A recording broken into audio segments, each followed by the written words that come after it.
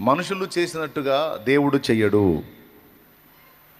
మీ తలంపులు వేరు, నా తలంపులు వేరు, నా త్రోవల వంటివి కాదు మీ త్రోవలు, మీ త్రోవలు వేరు, నా త్రోవలు వేరు అన్నాడు. ఆయన ఎంపికలన్నీ కూడా ప్రత్యేకంగానే ఉంటాయి.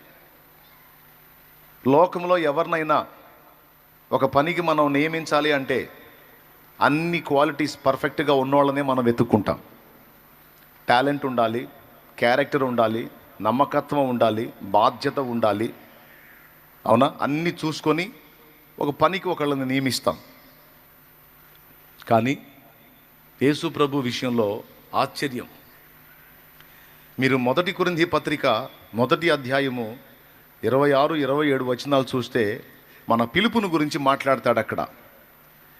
సహోదరులారా, దేవుడు మిమ్మల్ని పిలిచిన పిలుపును చూడుడి. మీలో లోకరీతిని జ్ఞానులైనను, చూడండి వాళ్ళని